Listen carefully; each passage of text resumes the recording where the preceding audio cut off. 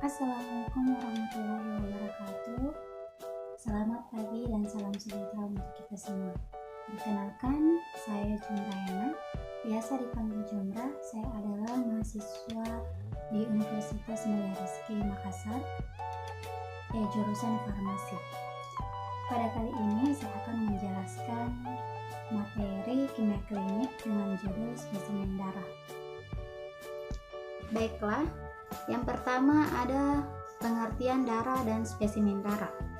Darah adalah suatu suspensi partikel dalam suatu larutan fluid cair yang mengandung elektrolit dan merupakan suatu medium pertukaran antara sel yang terfiksasi dalam tubuh dan lingkungan luar. Yang kedua, pengertian spesimen darah.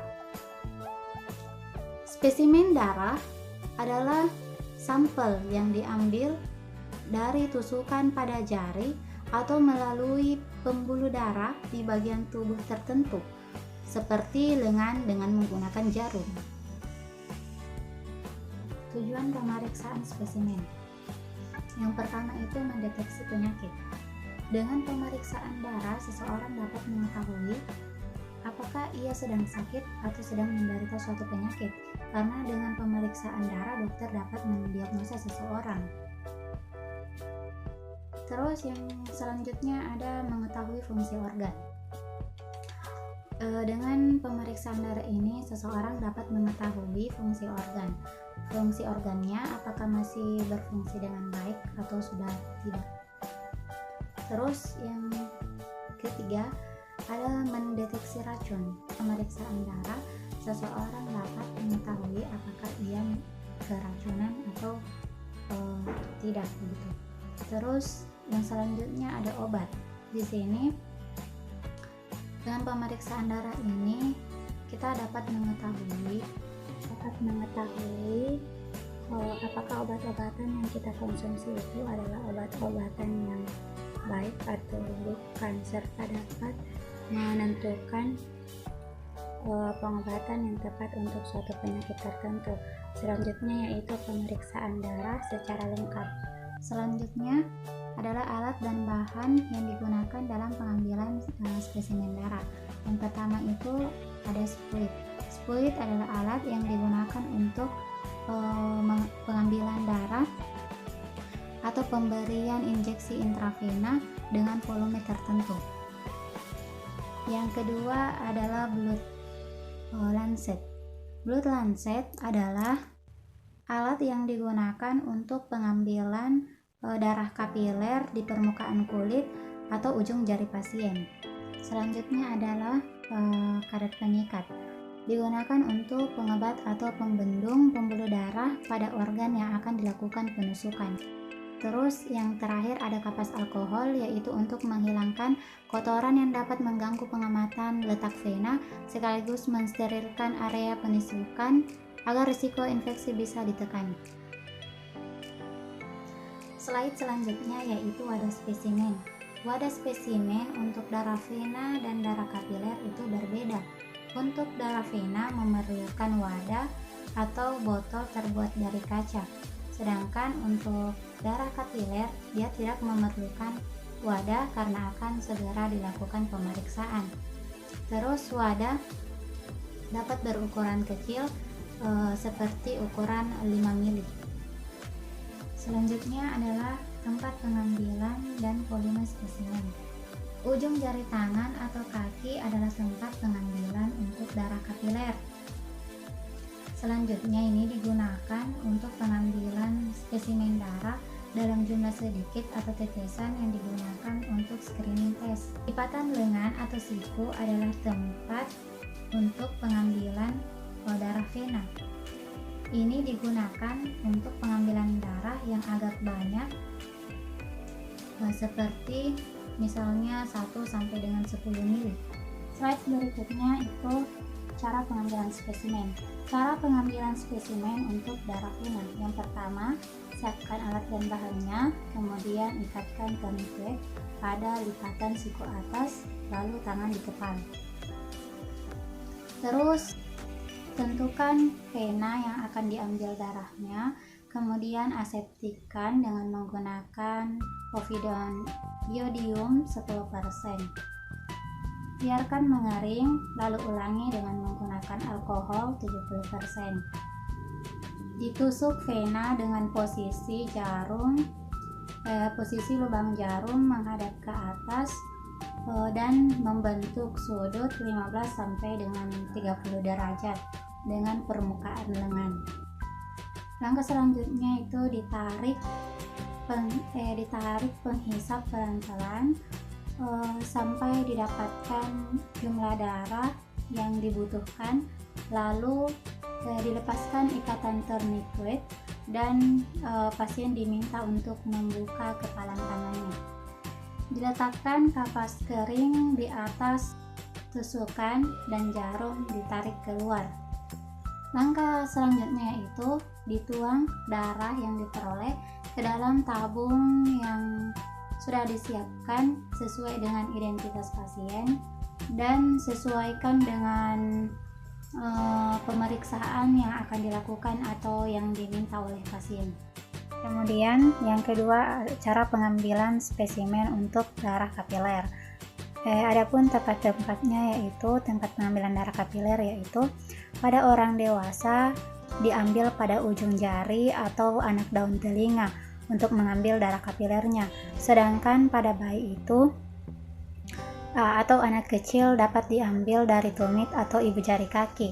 Tempat yang dipilih tidak boleh memperlihatkan gangguan peredaran darah. Adapun langkah-langkah yang digunakan untuk pengambilan darah kapiler, yang pertama itu disiapkan alat dan bahannya, terus didisinfeksi tempat pengambilan darah kapiler dengan menggunakan kapas alkohol.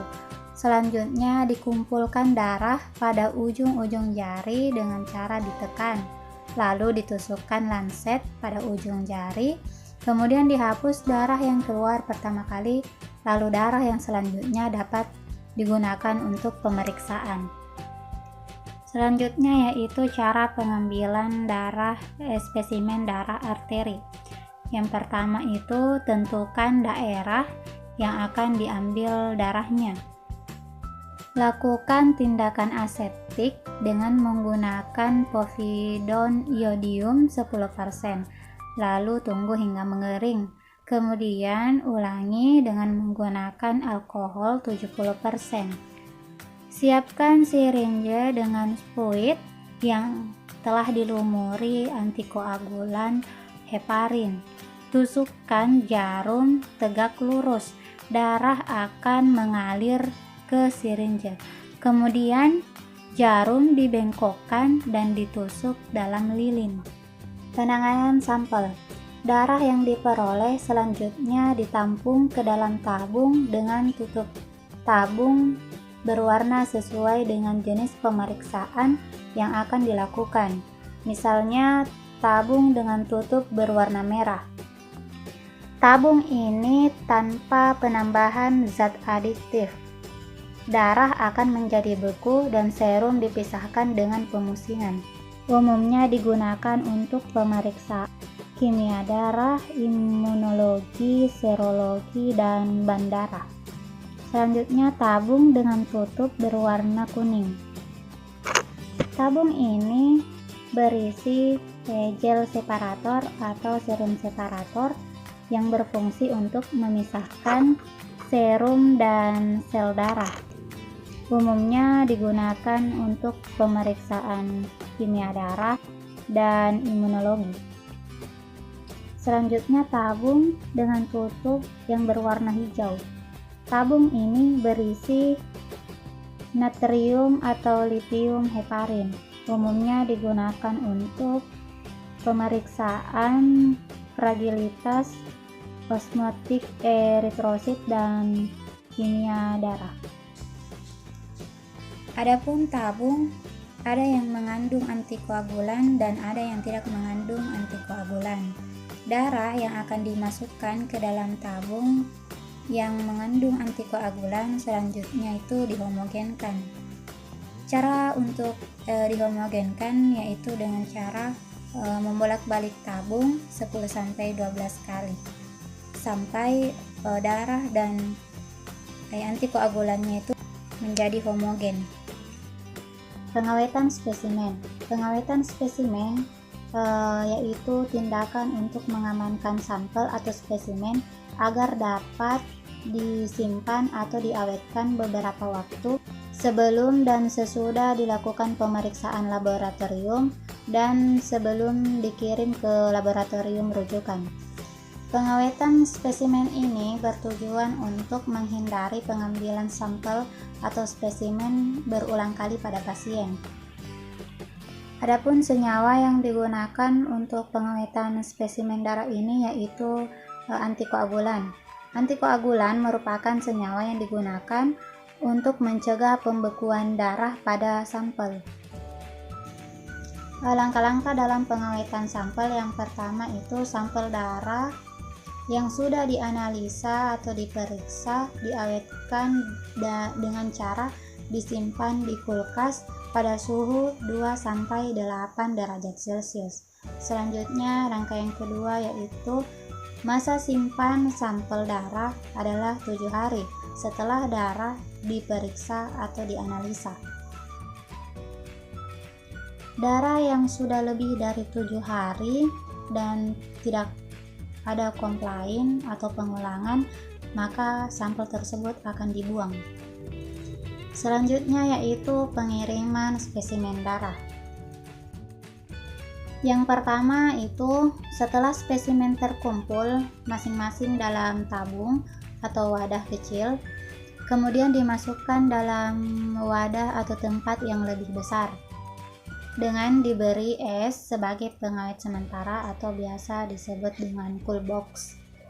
Yang kedua yaitu wadah spesimen yang berukuran kecil diatur sedemikian rupa sehingga tidak mudah terbalik atau tumpah. Yang ketiga yaitu wadah diberi label sesuai identitas yang meliputi tanggal pengiriman, jenis dan jumlah sampel, jenis pemeriksaan yang diminta, jenis pengawet, dan tanda tangan pengirim. Selanjutnya yang keempat adalah sampel dikirim ke laboratorium Balai Teknik Kesehatan Lingkungan, Balai Laboratorium Kesehatan atau laboratorium lainnya. Yang terakhir adalah transportasi pengiriman harus secepat mungkin sampai ke laboratorium. Pengiriman spesimen itu maksimum 3 hari. Slide terakhir yaitu penyakit yang berhubungan dengan pemeriksaan spesimen darah. Yang pertama yaitu diabetes. Diabetes adalah penyakit kronis yang ditandai dengan ciri-ciri tingginya kadar gula atau glukosa darah. Yang kedua itu hemofilia. Hemofilia merupakan kelainan genetik yang menyebabkan gangguan pada sistem pembekuan darah. Yang ketiga, malaria. Malaria adalah penyakit infeksi menular yang menyebar melalui gigitan nyamuk. Yang keempat yaitu anemia. Anemia adalah kondisi ketika tubuh kekurangan sel darah merah yang sehat atau ketika sel darah merah tidak berfungsi dengan baik. Yang terakhir ada sepsis. Sepsis adalah komplikasi berbahaya akibat infeksi.